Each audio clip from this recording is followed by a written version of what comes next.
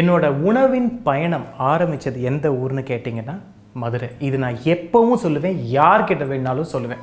Idea வேணால் திருநெல்வேலியில் வந்திருக்கலாம், but Madurai is an amazing city when it comes to food. ஏன்னா அந்த அந்த வீதிகளாக இருக்கட்டும், கோவிலை சுற்றி அங்கே இருக்கிற கம்யூனிட்டிஸாக இருக்கட்டும், ஏராளம். ஸோ இன்றைக்கி நம்ம பார்க்க போகிறது வந்து அங்கே இருக்கிற சௌராஷ்டிரா கம்யூனிட்டி. இவங்க வந்து பட்டுநூல்காரங்க அப்படின்னு சொல்லுவாங்க. திருமல் நாயக்கர் காலத்தில் வந்து அவங்களுக்கு பட்டு நூலை வச்சு நெய்யறதுக்கு இவங்க வந்திருக்காங்க. ஸோ அதனால தான் இவங்களுக்கு பேர் பட்டு நூல்காரங்க. சௌராஷ்டிரா இவங்க பேசுகிற லாங்குவேஜ் ஏதோ புரிகிற மாதிரி இருக்கும் லாங்குவேஜ். ஏன்னா it's a confluence of different regions. எந்தெந்த இடத்துல இருந்து வந்திருக்காங்க. தெலுங்கு இருக்குது, கொங்கணி இருக்குது, தமிழ், துளு, இந்த மாதிரி இட்ஸ் ஜஸ்ட் அமேசிங். ஸோ இன்னைக்கு it's a Saurashtra recipe that's we going to be வாட்சிங்.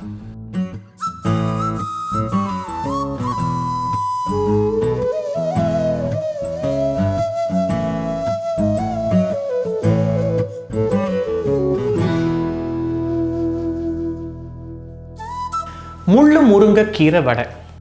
இது வந்து மதுரையில் வந்து சாயங்காலம் ஒரு 5:30-6 மணி ஆச்சுன்னா தள்ளு வண்டி வச்சுட்டு சின்ன சின்னதாக பங்காரப்பன் பைரி அப்படின்னு சொல்லுவாங்க. அது இந்த தள்ளு வண்டியில் வந்து இதோட கூட ஒரு பருப்பு பொடி ஒன்று கொடுத்து சின்ன சின்ன பூரி மாதிரி க்ரீன் கலராக அவுட்ஸ்டாண்டிங்காக இருக்கும்.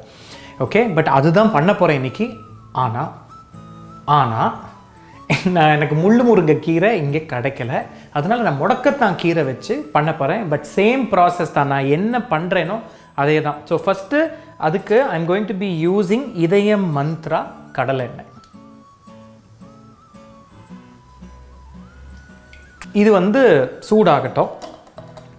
இங்கே நம்ம முதல்ல அரைச்சிக்கலாம். இது வந்து புழுங்கல் அரிசி 1 கப்பு அளவுக்கு. இது வந்து நல்லா களைஞ்சு வாஷ் பண்ணிவிட்டு ஒரு 2-3 மணி நேரம் தண்ணியில் ஊற வச்சு வடித்து வச்சுருக்கேன். அதை இதில் ஆட் பண்ணிக்கணும்.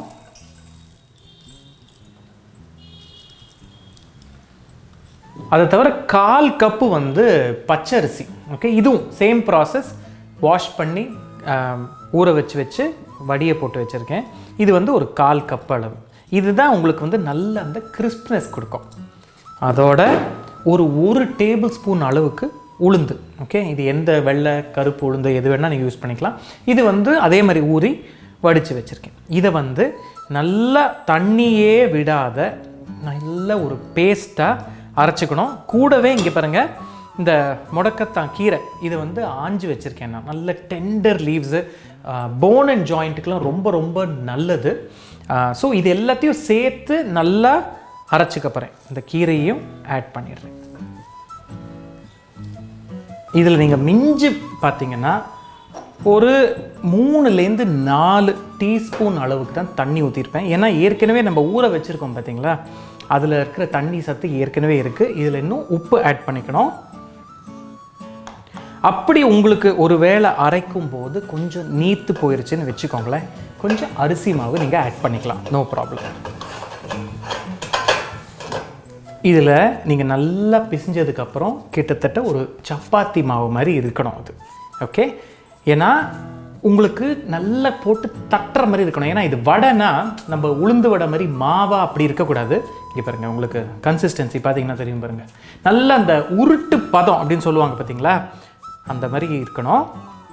சின்னதாக ஒரு பிள்ளையார் ஒன்று வச்சுட்டு நம்மளோட முள்ளு முருங்கை கீரை வடைன்னு பேர், ஆனால் முடக்கத்தான் கீரை வடை.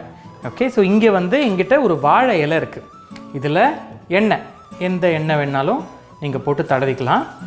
தடவிட்டு சின்னதாக ஜஸ்ட் பிஞ்ச் பால்ஸ். இங்கே எண்ணெயும் இங்கே பாருங்கள் நல்ல சூடு இருக்குது பாருங்கள், எப்படி உருட்டு பதம் பாருங்கள். போட்டு கையில் எண்ணெய் தடவிட்டு இந்த மாதிரி ஃப்ளாட்டன் பண்ணணும்.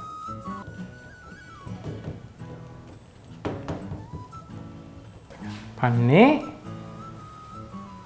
அப்படி ஃப்ரை பண்ணணும். முக்கியமாக ஃப்ரை பண்ணும்போது இதுக்கு வடைன்னு பேரே தவிர பூரி மாதிரி பொங்கும்.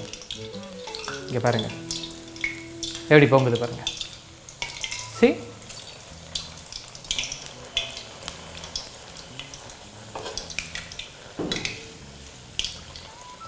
இது பண்ணுறது அவங்க பார்க்கணுமே. அந்த அந்த புஷ்காட், அந்த தள்ளு வண்டி மாதிரி ஒன்றத்தில் அப்படி வச்சுட்டு ஒரு பக்கம் போளி, இன்னொரு பக்கம் இந்த முள்ளு முருங்கைக்கீரை வடை தட்டி தட்டி தட்டி போட்டு அந்த மாதிரிலாம் ஸ்பீடுக்கு யாராலையும் பண்ண முடியாது. அப்படி ஒரு நாசூக்காக பண்ணுவாங்க அவங்க. இது ஆக்சுவலாக எப்படி சாப்பிட்ணுன்னா, இந்த பருப்பு பொடி ஒன்று மேலே போடுவாங்க, பொட்டுக்கல்ல என்னெல்லாமோ, அது எனக்கு என்னென்னு தெரியாது. ஆனால் அதோட சேர்ந்து சாப்பிட்டா தான் பிரமாதமாக இருக்கும். பட் இதை அப்படியேவும் சாப்பிடலாம், தப்பு இல்லை.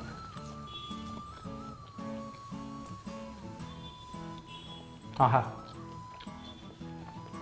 பிரமாதமாக இருக்குது. முடக்கத்தான் கீரையோட வாசனை உண்மையிலுமே எனக்கு இன்றைக்கி தான் தெரியுது, அவ்வளோ நல்லா இருக்குது. ஸோ முள்ளு முருங்கை கீரை வடை அப்படின்னு சொன்னால் கூட எனக்கு அது கிடைக்கலன்றதுனால நான் இது யூஸ் பண்ணேன். பட் ட்ரஸ்ட் மீ, நீங்கள் இது எந்த கீரை வச்சு பண்ணலாம், புதினா ஒரு கொத்தமல்லி வச்சு கூட நீங்கள் பண்ணலாம். இன்ஃபேக்ட் என்னோட ராகேஷ் உடன் பிளேலிஸ்ட்லேயே வந்து அரிசி வடை அப்படின்னு ஒன்று இருக்கும். இது வந்து புளிச்ச தயிரில் வந்து அரிசியை ஊற வச்சு அடுத்த நாள் காலைல அரைச்சி பண்ணுறது. That's also fantastic. Go ahead, try this recipe. எனக்கு ரொம்ப ரொம்ப பிடிச்ச ஊர் மதுரை. நான் என்றைக்குமே சொல்லுவேன், என்னோட உணவு ரீதியான ஒரு ஜேர்னி ஆரம்பித்தது அந்த ஊரில் தான். அண்ட் ஒரு வாட்டியும் நான் அத்தனை வாட்டி போனால் கூட எவ்ரி டைம் ஐ கோ தேர் ஏதான ஒரு புது உணவு விஷயம் எனக்கு கண்ணில் தென்படுவேன். That is the beauty about that city. So cheers, have a lovely week ahead.